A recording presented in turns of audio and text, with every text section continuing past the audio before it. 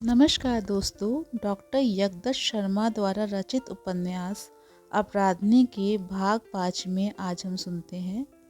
इससे पहले मेरा आपसे अनुरोध है कि आप ज़्यादा से ज़्यादा मेरे चैनल को लाइक एंड सब्सक्राइब कीजिए।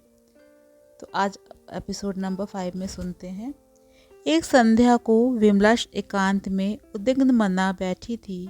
उसका चित्त बहुत अशांत था। उसी समय उसने देखा कि डॉक्टर रमेश आ रहे थे। उन्हें देखकर उसे लगा कि मानो उसके जीवन के बुझते हुए चिराग में किसी ने तेल डाल दिया। उसके उदास चेहरे पर मुस्कुराहट आई और ना जाने क्यों उसके नेत्र कुछ सजल से हो उठे। आज जाने कैसे डॉक्टर रमेश ने प्रस्ताव किया कि चलो किसी पार्क में चलकर घूमा जाए। विमला तुरंत उद्यत हो गई और उसने उठकर अपने कपड़े बदल लिए। पार्क में चलना उसे अच्छा लगा।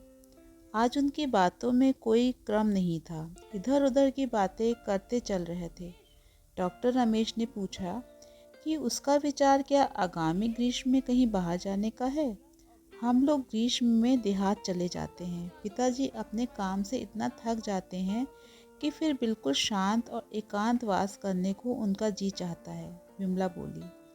विमला दबी जबान से बातें कर रही थी। उसकी अंतरात्मा इस बात को स्वीकार नहीं कर रही थी कि सचमुच उसके पिता काम से थक जाते हैं और तब उन्हें किसी नीरव स्थान की अपेक्षा होती है। हाँ, वहाँ जाकर कुछ खर्च अवश्य कम होता था। वैसे पिताजी को छुट्टी की आवश्यकता प्रतीत नहीं होती थी। रमेश ने कहा, क्यों न थोड़ी देर उस सामने पड़ी हुई बेंच पर बैठा जाए। आओ चलो वहीं बैठेंगे, विमला ने कहा। बेंच पर बैठते ही डॉक्टर रमेश को उदास हो गया। डॉक्टर रमेश को समझना नितांत कठिन था। विमला बातें करती रही, वे प्रसन्न थी, पर फिर भी उसे आश्चर्य था कि आखिर रमेश ने उससे पार्क में आने को क्यों कहा। शायद डॉक्टर रमेश को अपनी उस सुस्त और असुंदर नर्स की याद आ गई। तभी डॉक्टर रमेश ने विमला की ओर देखा और विमला के वाक्य को बीच ही में काट दिया, जिससे विमला समझ जाए कि वे कुछ और कहना चाहता है। वे आज व्यर्थ की बातें करने के लिए उसे यहाँ नहीं लाया था। डॉक्टर रमेश का चेहरा एकदम सफ़ेद पड़ा हुआ था और उसकी मुखाकृति पर निस्तब्धता थी। वे एकटक विमला की ओर देख रहा था।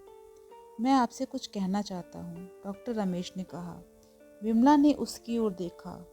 विमला को लगा कि उसकी आंखों में कोई पीड़ा निहित थी। उसकी आवाज़ भारी हो गई थी। वे धीमे स्वर में बोल रहा था। पर इससे पहले कि वे विमला परिस्थिति को समझे, रमेश ने पूछा, क्या तुम मुझसे विवाह करना पसंद करोगी। विमला फटी आंखों से रमेश की ओर देखती रह गई। क्या तुम्हें कभी इस बात का आभास नहीं हुआ कि मुझे तुमसे प्रेम है। विमला ने सरल वाणी में उत्तर दिया, परंतु तुमने कभी पहले प्रेम प्रकट नहीं किया। हाँ, मेरा तरीका थोड़ा असभ्य अवश्य रहा। जिन बातों का मैं मूल्य समझता हूँ, अधिकतर उनके संबंध में कुछ नहीं बोलता, रमेश बोला। विमला के हृदय की धड़कनें बढ़ गईं। उसके सम्मुख पहले भी शादी के प्रस्ताव आ चुके थे, पर उनका उन सबका एक अलग अंदाज था। वे कितनी प्रसन्नता से भरे थे, कितने कलात्मक ढंग से कहे गए थे। उसने इन प्रस्तावों का उत्तर भी उसी ढंग से दिया था। आज तक इससे पहले किसी ने इतनी गंभीरता के साथ विवाह प्रस्ताव उसके सम्मुख नहीं रखा था। ये तुम्हारी अच्छी आदत है, विमला ने मुस्कुराकर कहा। मैं पहली बार जब तुमसे मिला था तभी से मैं तुम्हारे प्रति आकर्षित हूँ। मैं तुमसे पहले ही पूछ लेता, पर जब जब मैंने पूछना चाहा, मैं अपने को संभाल ना सका। कुछ भयभीत सा रहा मैं। विमला ने कहा, यह तो कोई बात नहीं बनी। विमला को थोड़ा परिहास का अवसर मिला तो वे प्रसन्न दिखाई दी। उस दिन बहुत प्यारी हवा बह रही थी। दिन भी बहुत सुहावना था। ऐसे वातावरण में ये गंभीर चर्चा सुनकर विमला उदास सी हो गई। विमला का उत्तर सुनकर रमेश सहम गया। मेरा मतलब है कि मैं निराश नहीं होना चाहता था, परंतु अब चूंकि तुम देहात चली जाओगी, इसलिए आज पूछ बैठा।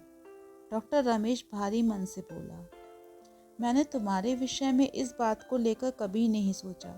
विमला ने असहाय की भांति कहा। रमेश कुछ नहीं बोला। वे उदास मुख लिए नीचे घास की ओर देख रहा था। रमेश के विषय में विमला ने विशेष धारणा नहीं बनाई थी। आज उसका ध्यान रमेश की ओर आकर्षित हुआ।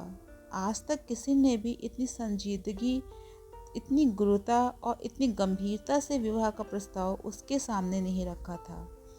रमेश ने जिस प्रकार अपना प्रणय निवेदन किया था, उससे विमला प्रभावित हुई थी। उस पर रमेश के स्वभाव का गंभीर प्रभाव पड़ा। मुझे थोड़ा विचार करने का समय तो आप दे ही सकेंगे। डॉक्टर रमेश फिर भी कुछ नहीं बोला। वे मूक बना रहा। क्या वे विमला को वहाँ तब तक रखना चाहता था जब तक वे अपना अंतिम निर्णय न दे दे? विमला ने सोचा, ये धूर्तता होगी, उसे माँ से बात करनी होगी। वे सोच रही थी कि उसे अपनी बात समाप्त होते ही उठ जाना चाहिए था, परंतु वे रुक गई थी कि शायद वे उत्तर में कुछ कहेगा। परंतु अब वे अपनी जगह से उठना चाहते हुए भी उठ नहीं पा रही थी। विमला रमेश की ओर नहीं देख रही थी, परंतु फिर भी रमेश की उपस्थिति का उस पर प्रभाव था। विमला ने कभी भी ऐसे पुरुष से विवाह करने के बारे में नहीं सोचा था। मैं तुम्हें बिल्कुल नहीं जानती, मैं तुम्हें बिल्कुल नहीं समझ पाती, विमला ने चिल्लाकर कहा। वे परेशान सी होकर बोली, डॉक्टर रमेश, तुम मेरे लिए एक पहेली हो। मैं तुम्हें चाहती भी हूँ और चाहती भी नहीं। मैं आज तक तुम्हें कतई नहीं समझ पाई। मैं नहीं जानती कि तुम क्या हो और क्या चाहते हो। डॉक्टर रमेश के नेत्र ऊपर उठे और विमला ने देखा कि उसकी आंखें अनायास ही रमेश की आंखों से टकरा गईं। विमला ने देखा कि उन आंखों में मासूमियत थी जो उसे आज तक किसी अन्य पुरुष में नहीं मिली थी। उसने एक विचित्र प्रकार की करुणा का भाव था। मुझे चाहिए कि मैं अपने व्यवहारिक ज्ञान थोड़ा और बढ़ाऊं। यही बात है ना? डॉक्टर रमेश ने मुस्कुराकर कहा। अवश्य। नामालूम आप में इतनी झिझक क्यों है? विमला बोली। विमला को आज जिस प्रकार विवाह का प्रस्ताव सुनने को मिला था, ये तरीका बड़ा आरुचिकर था। विमला सोच रही थी कि ऐसे अवसरों पर नकारात्मक उत्तर का यही ढंग होता है। विमला ने रमेश को कभी नहीं चाहा। विमला सोच रही थी कि क्यों नहीं उसके प्रस्ताव सुनते ही टका सा उत्तर देकर ना कर देती। रमेश बोला, मैं भी कितना मूर्ख हूँ। मैं जाने क्यों ये समझ बैठा कि संसार में तुम ही मेरी प्रेम पात्री हो। मैं तुम्हें कितना प्यार करता हूँ, ये शब्दों में व्यक्त नहीं कर सकता। क्यों करने लगा ये भी मैं नहीं जानता। अब और कठिन समस्या हो गई है। रमेश के इन वाक्यों ने विमला के अंतर को उद्वेलित कर दिया। उसने सोचा कि रमेश का बातें करने का ढंग ही ये है। वे सचमुच में वीतराग नहीं है। उस क्षण विमला को रमेश सदा से अधिक प्यारा लग रहा था। विमला सोचने लगी कि मेरा विवाह अभी तक क्यों नहीं हुआ। मेरे साथ की और जितनी लड़कियां हैं, लगभग सभी विवाहित हैं। उनमें से बहुत सी के तो बच्चे भी हैं। विमला को लगा जैसे सहेलियों से मिलते मिलते और उनके बच्चों को पुचकारते पुचकारते वे थक गई थी। डॉक्टर रमेश ने उसे जीवन का एक नया दृश्य दिखाया। विमला विस्मित हास लिए उसकी ओर घूमी और मुस्कुराकर बोली, यदि मैं उद्दंडता पर उतरूं और कहूं कि मैं तुमसे विवाह करूंगी, तो तुम जल्द से जल्द कब तक मुझसे विवाह कर लोगे? डॉक्टर रमेश ये सुनते ही आनंद विभोर हो उठा। उसका मुंह जो सफ़ेद पड़ा हुआ था, सहसा अरुणिम हो उठा। उसका मन खिल उठा। अभी तुरंत, एकदम जब तुम कहो। हम अपनी सौभाग्य यात्रा के लिए जहाँ तुम कहोगी वहाँ चलेंगे। विमला ने सोचा, तब तो उसे देहात से छुट्टी मिलेगी। सहसा उसकी आंखों में अगले दिन के समाचार पत्र में ये समाचार प्रकाशित सा दिखाई दिया कि नवोड़ा पत्नी कश्मीर को रवाना होने के लिए तैयार हैं। विवाह तुरंत होने वाला है। वे अपनी माँ को अच्छी तरह जानती थी। उनको तैयार किया जा सकता था। विमला ने अपना हाथ डॉक्टर रमेश के हाथ में दे दिया। तुम मुझे बहुत अच्छे लगते हो। मुझे योग्य बनने का समय दो, विमला ने कहा। तो इसे तुम्हारी स्वीकृति समझूं? डॉक्टर रमेश ने पूछा। हाँ हाँ, और क्या, विमला मुस्कुराकर बोली। डॉक्टर रमेश ने अपनी उंगली से अंगूठी उतारकर विमला की उंगली में पहना दी।